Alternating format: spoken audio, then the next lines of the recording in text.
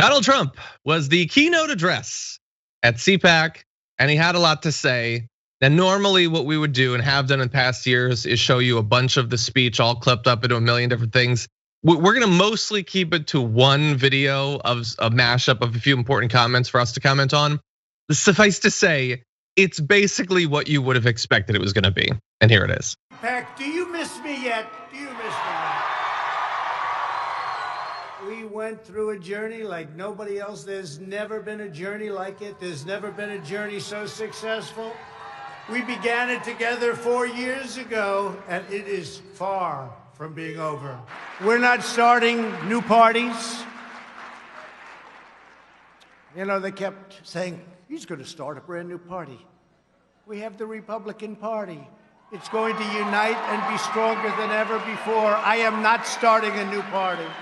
Instead of attacking me, and more importantly, the voters of our movement, top establishment Republicans in Washington should be spending their energy in opposing Biden, Pelosi, Schumer, and the Democrats. Grandstanders like Mitt Romney, Little Ben Sass, Richard Burr, Bill Cassidy, Susan Collins, Lisa Murkowski, Pat Toomey.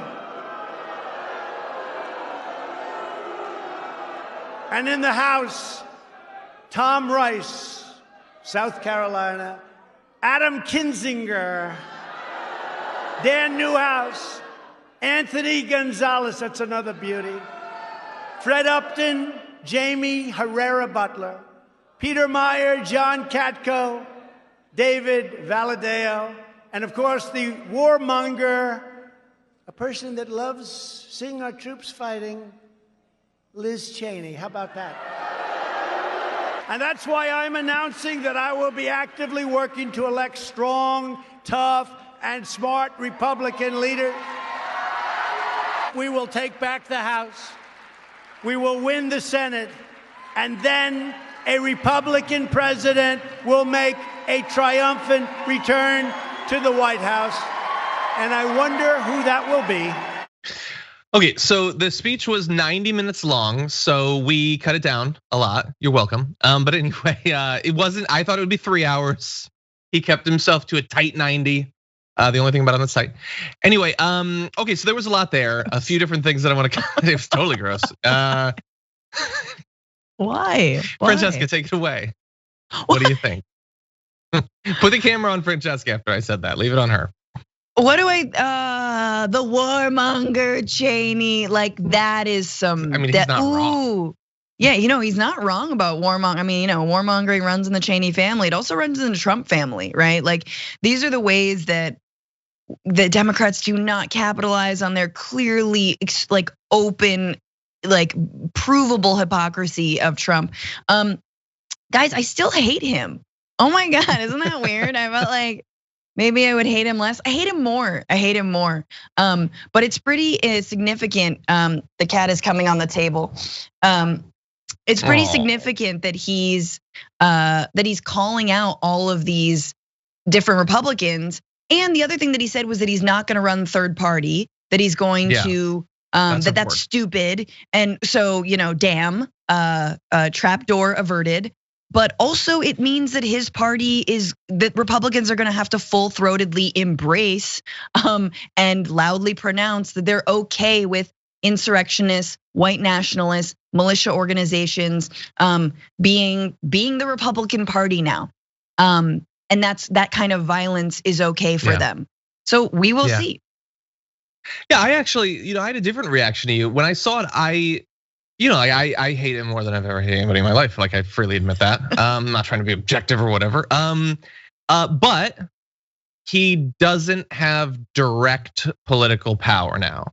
And I find that actually makes me a lot more comfortable. Like, I hate everything that he said there, especially one thing that we're gonna show you in just a little bit. But yeah, I like it better when he doesn't have that power. Right? I do. Now, we want to point out a couple things that he said. So some stuff wasn't included in that, including him begging for money. So that was fun. He did talk about caravans again. He listed his successful policies, like developing the vaccine, which I'm sure he was like playing with beakers and everything. Yep. No, you sent some of our tax money to those corporations, which is good. I'm glad that you did that. But literally everyone in the country would have done that, if they were in your position. So no credit there. But anyway, he also said, we're on a journey. You've never known a journey so successful. Well, like arguably there have been presidential journeys where they got reelected to a second term. Like I've read about those in history books, it's happened. But as you point out, saying that he's not starting a new party is a very important update. By the way, him saying that he's not starting the party does not mean that he's not gonna start the party, but it makes it less likely. And that is important because as Francesca sort of alluded to, if he did that, that would be it. I mean, as long as it exists, you would not have Republicans winning nationally. That's just a factor of he's popular enough and the system is what it is. If you set up, your supposedly more pure version, good. And now the other party can't win. You also will not win, but the other party can't win. So it's unfortunate that he's not gonna do that. And then also, let's not bear in mind, like he harbors personal vendettas like other people have pets. He has vendettas. He listed every Republican that voted to impeach him. Yeah. Now, he didn't know most of the names. If there hadn't been a teleprompter in front of him, he wouldn't have been able to say them. You could see him squinting. But he stood in his first speech and just listed the bad Republicans that he will never forgive. And probably nothing will happen, but if I was one of those Republicans, would I be a little bit worried about one of his crazed cultists coming at me? Probably, I'd probably be a little bit concerned about that. So that's fun to have him back. I agree with you that he is not relevant, obviously, because he's out of power.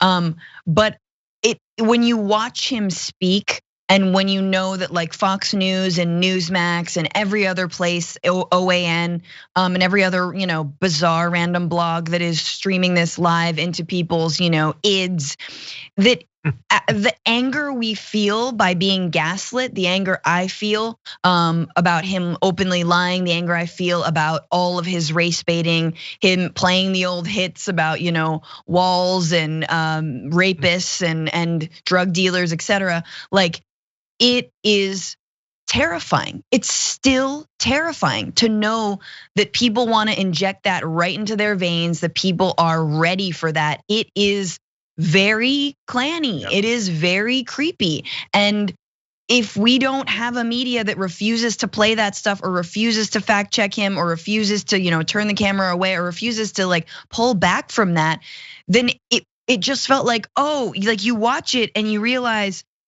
the feeling you get of anger, of feeling like the last 4 years meant nothing, that the last year, the 500,000 deaths have meant nothing, the epic failures have meant nothing, the endless lawsuits, the corruption, the leaning on the Georgia lawmakers, all of that meant nothing. In their brains, it didn't. In their brains, deleted, like it is gone, nothing. And like, so it made me feel it is more a directive for Democrats.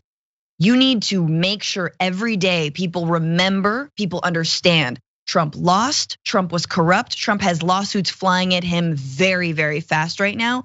And that we will not be that president for all these reasons. We condemn white nationalism, white supremacy. Here's what we're doing about it. He's a fake populist. Here's how we're actually going to help the working class. Like it is just it's a roadmap for the ideas that Democrats need to put at the forefront in order to prevent a reconstituted or a better Trump or Trump himself from coming back to the White House.